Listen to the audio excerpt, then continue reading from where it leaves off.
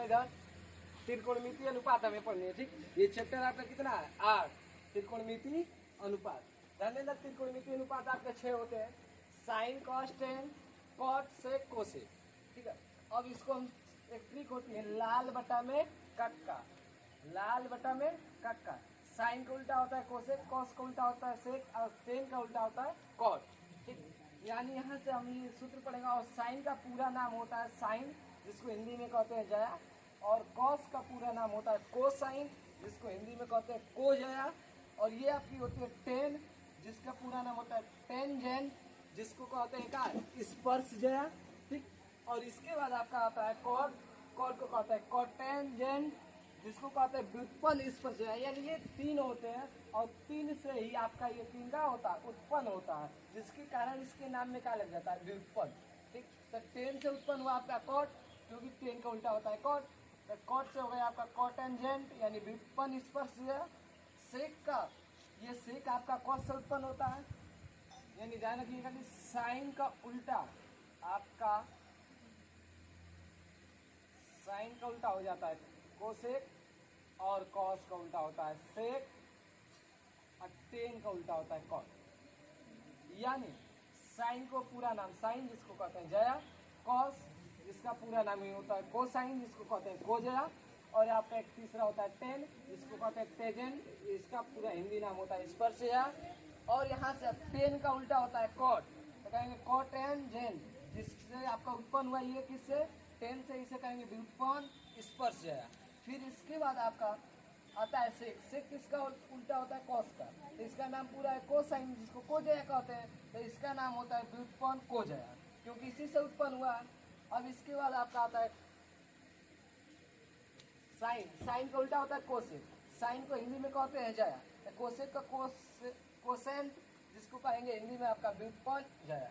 अब ध्यान दीजिए, यहाँ से आपको मिलेगा कि साइन बराबर होता है लंब बटा में कोण, कॉस बराबर आधार बटा में कोण, और टेन बराबर लंब बटा में आधार। तो यहीं पे आपका त्रिकोणमितीय अनुपात साइन थीटा बराबर लंब बटा में कोण, कोसेक थीटा बराबर आधार बटा में कोण, और टेन थीटा बराबर आपका लंब बटा में आधार, और कॉट थीटा बराबर यहाँ से मिला आपका आधार बटा में लंब। अब उल्टा चलेंगे इसका, और यहाँ से आपको फिर मिलेगा आगे सेक थीटा बराबर कोण बटा में आधार, और कोसेक थीटा बराबर कोण बटा में लंब। यानी ये 3 याद रखनी है आपको कि साइन थीटा बराबर लंब बटा में कोण, और आपका ये कॉस थीटा बराबर होता है आधार बटा में कोण, और टेन थीटा बराबर लंब बटा में आधार। अब इसका उल्टा कॉट, कॉट थीटा बराबर आधार बटा में लंब, सेक थीटा बराबर कोण बटा में आधार, और कोसेक थीटा बराबर कोण बटा में लंब। यहीं से ये बाकी सूत्र बनी। अब इसके बाद आपका सेक थीटा में मिल रहा है सेक थीटा बराबर कोण बटा में आधार, और ये आपका कोसेक थीटा बराबर कोण बटा में लंब। अब इसके बाद आएंगे त्रिकोणमितीय व्युत्क्रम त्रिकोणमितीय अनुपात, यानी आपका व्युत्क्रम त्रिकोणमितीय मतलब उल्टा, तो साइन का उल्टा कोसेक, कॉस का उल्टा सेक, और टेन का उल्टा कॉट, ये होता है। अब ध्यान रखिएगा, तो यहाँ साइन दिया है, तो साइन थीटा 1/कोसेक थीटा उल्टा हुआ। अब इसी का उल्टा कर देंगे तो कोसेक थीटा बराबर 1/साइन थीटा। फिर अब देखिए कॉस थीटा किसका उल्टा होता है कॉस का उल्टा सेक, तो कॉस थीटा बराबर 1/सेक थीटा। अब सेक का उल्टा क्या हो जाएगा कॉस, सेक का उल्टा कॉस, तो सेक थीटा बराबर 1/कॉस थीटा। इसके बाद आपका आता है टेन का क्या हो जाएगा 1/कॉट थीटा, 1/कॉट थीटा, कॉट का उल्टा हो जाएगा टेन थीटा, तो कॉट थीटा बराबर 1/टेन थीटा। अब आपके कुछ महत्वपूर्ण सूत्र, पहला होता है sine square theta plus cos square theta बराबर 1। यहाँ से उत्पन्न होगी आपकी 2 सूत्र, यहाँ पे साइन स्क्वायर को यहीं पे रहने देंगे, कॉस स्क्वायर को भेज देंगे उस साइड। साइन स्क्वायर थीटा बराबर 1 - कॉस स्क्वायर थीटा। दूसरा, अब कॉस स्क्वायर को यहीं पे रहने देंगे और अब भेजेंगे साइन स्क्वायर को इससे। ठीक, ध्यान रखिएगा, तो 1 - साइन स्क्वायर थीटा। यहाँ से आपका 2 ये सूत्र मिले। और दूसरा होता है sec square theta minus 1 tan, sec square theta minus tan square theta बराबर 1। अब टेन स्क्वायर थीटा को उस साइड भेज देंगे, तो यहाँ पे आपका रह जाएगा सेक स्क्वायर थीटा बराबर 1 प्लस का टेन स्क्वायर थीटा। और देखिए, और यहाँ से आपका टेन स्क्वायर थीटा यहीं पे रहा, इसको इस साइड भेज दिए और एक को उस साइड, तो tan square theta sec square theta, एक उधर जाएगा तो माइनस का सेक स्क्वायर थीटा, यानी टेन स्क्वायर थीटा बराबर सेक स्क्वायर थीटा माइनस का 1 होता है। ये आपका अब ध्यान दीजिए हमारा पढ़ना था तीसरा कोसेक स्क्वायर थीटा माइनस का कॉट स्क्वायर थीटा बराबर का ए।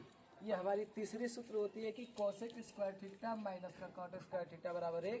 और यहाँ से हम पक्षांतर करके पाएंगे तो इसको यहीं पे लिख देंगे कोसेक स्क्वायर थीटा, ये माइनस उधर जाएगा तो प्लस का हो जाएगा 1 प्लस का कॉट स्क्वायर थीटा। यहाँ से एक आपकी नई सूत्र मिल गई।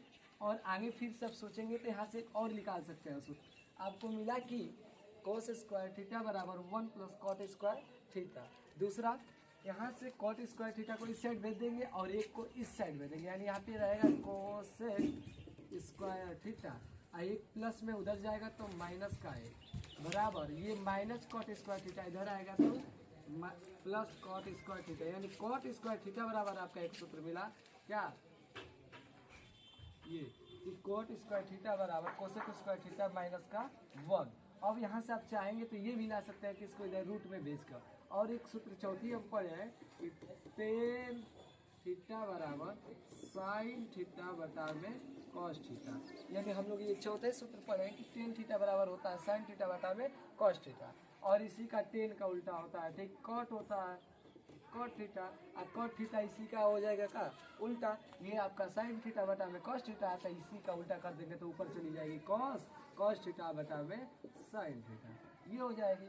इसके बाद आपको पढ़ना पाइथागोरस प्रमेय। पाइथागोरस प्रमेय,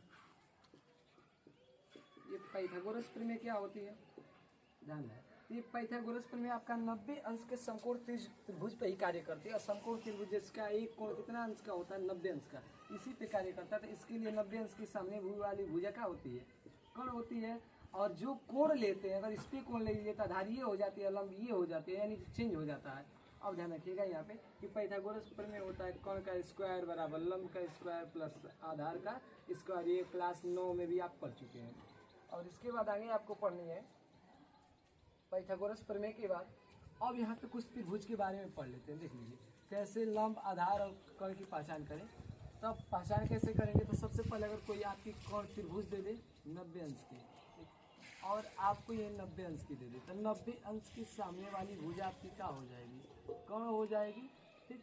अब जब ये कोण हो गई तो एक बात ध्यान रखिएगा कि आपका लंब ये आधार ये, लेकिन जब आपको इस त्रिभुज का नाम हो ए बी सी, तो जब कोण कहे ए के लिए, कोण किसके लिए, ए के लिए, तो कोण ए के लिए, जब ए के लिए ले, तो जब हम कोण ए ले लिए तो इसके सामने वाली भुजा क्या हो जाएगी, लंब। जो कोण लेंगे उसके सामने वाली भुजा लंब, तो इसके सामने की भुजा लंब क्या हो जाएगी, लंब क्या हो जाएगा आपका, तो बी सी, लंब क्या होगी, बी सी। यानी इसके सामने कोण में कोई परिवर्तन नहीं होगा, कोण में कोण जो है वही का वही रहेगा, यानी 90 अंश के सामने वाली। अब कोण आपकी ये कोण ले लिए एक, ए के सामने का ये क्या हो जाएगा, लंब हो जाएगा। और ये वाली जिसपे आपका जिस आधार पे बनेगी ये दोनों कोण, ये आपका आधार हो जाएगा, यानी आधार आपकी ए बी हो जाएगी, आधार ए बी। कहने का मतलब अगर हम कोण अलग अलग लेते हैं तो हमारा जो लंब आधार होता है ये एक दूसरे का चेंजिंग हो जाएगा, ये कहने का मतलब। यानी कोण ए ले रहा है तो उसके लिए हमारी लंब क्या होगी, बी सी, और कोण ए ले और आधार उसके लिए हो जाएगा ए बी। यानी कोण ए लिए तो इसके सामने वाला लंब हो जाएगा। अब देखिए कोण ले लेते हैं बी, कोण बी के लिए,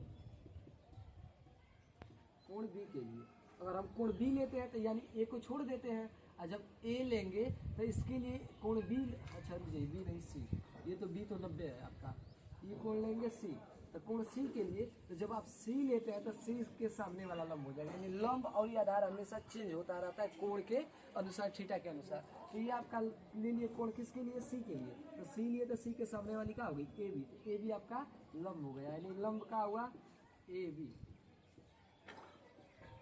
और ये आपकी जिस पे कोण बन रहा है तो ये आपकी भुजा, इसी भुजा पे इस साइड भी कोण बन रही है और इस साइड भी। तो जिस भुजा पे दोनों साइड कोण बनता है, जिस भुजा पे दोनों साइड कोण बनता है उसी को कहते हैं हम आधार। क्या कहते हैं, आधार। तो ये आपका आधार हो गया बी सी, क्या हो गया, बी और सी।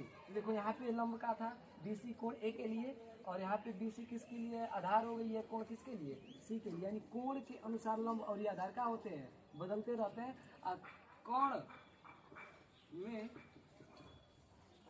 किसी प्रकार का परिवर्तन नहीं होता है, किसी प्रकार का परिवर्तन